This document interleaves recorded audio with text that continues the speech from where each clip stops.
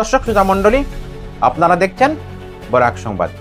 এই মুহূর্তের একটি সংবাদ নিয়ে আপনাদের সম্মুখে উপস্থিত আমি খয়রুল। আনিপুর জেলা পরিষদ এলাকার প্রতিটি জিপির বন্যা কবলে, সিংলা নদীর বাঁধ ভাঙ্গায় আতঙ্ক সর্বত্র। আশ্রয় শিবিরের সন্ধানে ছুটছেন বন্যাত্ররা। বাড়ছে আক্রান্ত এলাকা।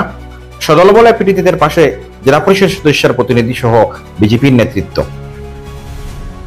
সনবিল উপকূলের পার্শ্বস্থ নগেন্দ্রনগর, গোবিন্দগঞ্জ, বড়ুয়ালা, আনিপুর, নোয়াঠিলা ও রাতাবাড়ি জিপির বন্যাপ্রবল জিপি হিসাবেই পরিচিত। এই জিপিগুলো সনবিলের সঙ্গে নারীর সম্পর্ক। বন্যা হলেই ওই জিপিগুলোর বেশিরভাগ গ্রাম জলের তলায় তলিয়ে যায়। শুধু তাই নয়, অন্যান্য এলাকার মতো এখানকার বন্যা পরিস্থিতিও সমান নয়। সনবিল সংলগ্ন বলে এলাকার বন্যা জল দীর্ঘস্থায়ী হয়। ৩-৪ দিন লাগাতার বৃষ্টিপাতের ফলে সিংলা নদীর বিভিন্ন জায়গায় বিপদসীমার উপর দিয়ে বইছে। দরগাবন্দ জিপির পাশ দাঁড়িতে সিংলা নদীর ভাঙ্গনের পর জলের স্তর কমেনি, বরং আনিপুর নোয়াটিলা জিপির ৬২ হালে সিংলা নদীর জল ইএনডির উপর দিয়ে বইছে। একইভাবে বড়োলা জিপিতে বিভিন্ন জায়গায় সিংলা নদীর জল ইএনডির বাঁধের উপর দিয়ে বইছে। ফলশ্রুতি বাঁধের ভিতরে শত শত ঘর বাড়ি জলের তলায় তলিয়ে গেছে এবং ধীরে ধীরে বাঁধের বাহিরে থাকা শত শত ঘর বাড়িও রাতের মধ্যে তলিয়ে যাওয়ার প্রবল সম্ভাবনা রয়েছে। জনগণ আতঙ্কে গবাদি পশু পক্ষী নিয়ে নিরাপদ আশ্রয়ে ছুটছেন।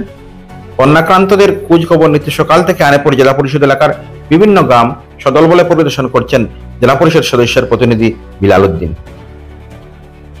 তিনি সংবাদ মাধ্যমের কাছে প্রতিক্রিয়া ব্যক্ত করতে গিয়ে বলেন, নির্বাচনের সময় জনগণের কাছে প্রতিশ্রুতি দিয়েছিলেন সব সময় পাশে দাঁড়ানোর। এখন শপথ গ্রহণ করেননি এবং সরকারিভাবে দায়িত্ব গ্রহণ করেননি, কিন্তু প্রতিশ্রুতি মতো দলের সর্বস্তরের নেতৃবৃন্দকে নিয়ে বন্যাক্রান্তদের খোঁজ খবর নিচ্ছেন।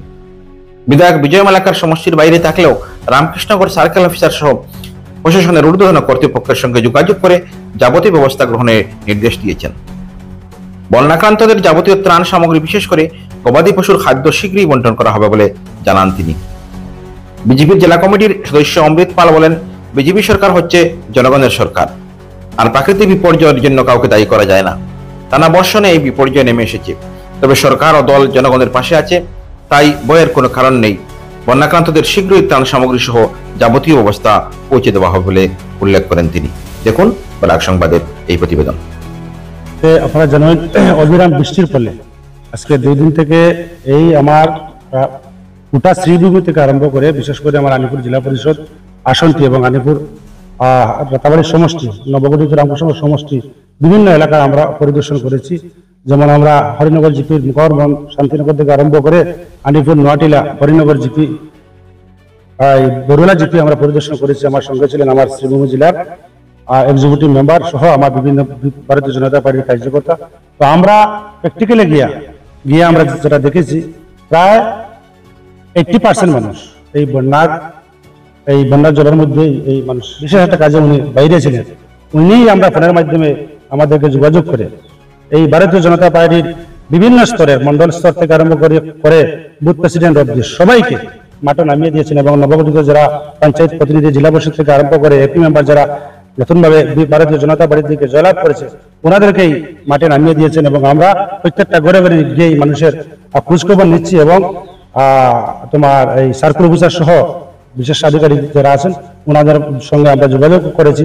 আমাদের বিধায়কও যোগাযোগ করেছেন এবং এই ফ্লাড এফেক্টেড এরিয়াতে কিভাবে সামগ্রী পাঠিয়ে দেওয়া যায় এবং পশু খাদ্য কিভাবে পাঠিয়ে দেওয়া যায় এই ব্যবস্থাটুকু আমার বিধায়ক করিয়ে দিয়েছেন। ইতিমধ্যে আমরা সার্কেল অফিসার সঙ্গে যোগাযোগ হয়েছে, আমরা এই মালগুলি প্রত্যেকটা অঞ্চলে আমরা পৌঁছে দেব।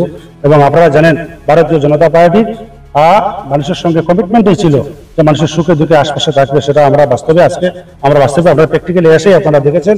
এবং আগামী দিন এই এতদ অঞ্চলের আমার রাতাবাড়ির সমষ্টির যা মানুষ, যে জনসাধারণ রয়েছেন, ওনাদের সুখে দুঃখে সঙ্গে থাকুক, এটাই আমাদের আপনারা নিশ্চয় দেখেছেন। সবচেয়ে বড় কথা হচ্ছে সংগঠন আমরা নির্বাচিত হয়েছে, যদিও ওখানে সর্বোচ্চ নেইনি, তথাপি মানুষের আমরা আশা করি 2 হাত ধরে আমাদেরকে ভোট দিয়েছে। মানুষের এটাই আশাই ছিল যে মানুষের সুখে দুঃখে পাশে থাকবো, সেই আশাটুকু আমরা রক্ষা করার চেষ্টা করছি।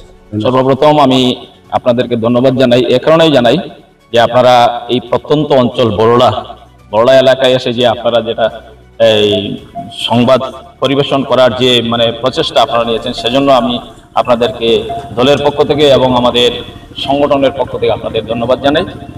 বিশেষ করে 2-3 দিন যাবত যেভাবে পর্যাপ্ত পরিমাণে যে কন্টিনিউয়াস যেভাবে বৃষ্টি হচ্ছে, এই বৃষ্টির ফলে এই গোটা বরোলা জিপি নয়, গোটা মানে রামকৃষ্ণনগর সমষ্টির বিভিন্ন জিপি মানে মানে ক্ষতিগ্রস্ত বলতে সাংঘাতিকভাবে ক্ষতিগ্রস্ত। যেখানে আমরা দাঁড়িয়ে আছি বরোলা জিপিতে, এই বরোলা জিপিতে প্রায় 15 থেকে 20টা গ্রাম মানে বিপর্যস্ত বলতে মানে সাংঘাতিকভাবে প্রত্যেকটা পরিবারের মানে জল উঠছে, কারোর মানে ধান নষ্ট হয়ে গেছে, কারের পশুখাদ্য নষ্ট হয়ে গেছে, এইভাবে বিভিন্নভাবে ক্ষতিগ্রস্ত।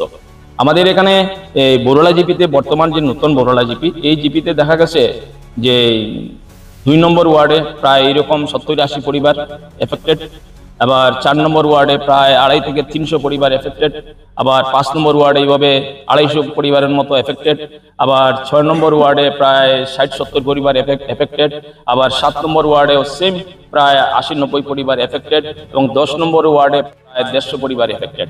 বরোলা জিপির কথা বলছি। তো প্রত্যেকটা পরিবারে প্রত্যেকজন মানুষের কালকে রাত্রে 12টার পর হঠাৎ করে জল, হাঁটু জল, কারোর ঘরে কোমর জল হয়েছে।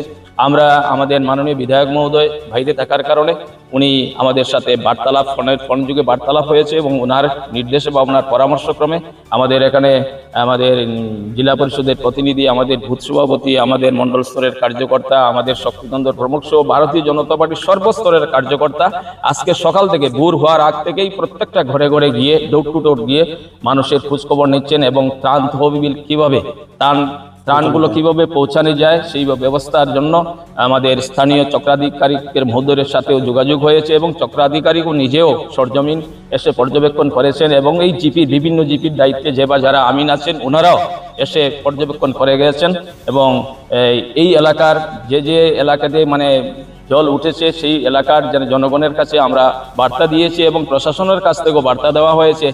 স্থানীয় স্কুলগুলো খুলে দেওয়া হয়েছে যাতে সবাই যাতে এই শিবিরে যাতে আশ্রয় নিতে পারে, এবং যাদের এই মাল সামান যাতে বাঁচাতে পারে সেই প্রচেষ্টা, এবং যে ত্রাণগুলোর যেটা ব্যবস্থা আমাদের মাননীয় বিধায়ক আমাদের প্রশাসনের সাথে কথা হয়েছে, এবং আমাদের মাননীয় মন্ডল সভাপতি এবং জেলা উপসভাপতিও এই এলাকায় এসে পর্যবেক্ষণ করে গিয়েছেন, এবং প্রশাসনের সাথেও যোগাযোগ হয়েছে, কথাবার্তা হয়েছে। আশা রাখি এই ত্রাণ তহবিলগুলো সঠিক জায়গায় সঠিক সময়ে পৌঁছবে, সেটা আশা রাখছি। আর ভারতীয় জনতা পার্টির বর্তমান যে সরকার, সেটা জনগণের সরকার, 24 ঘন্টা অহর্নিশ জনগণের স্বার্থে কাজ করে। এই হলো ভারতীয় জনতা পার্টির সরকারের যে চিন্তাধারা, বা আমাদের মাননীয় মুখ্যমন্ত্রী এইভাবে, এবং আমাদের মাননীয় জেলা সভাপতি আছেন, আমাদের এই জেলার যিনি মন্ত্রীও আছেন, উনিও 24 ঘন্টা কাজ করে যাচ্ছেন।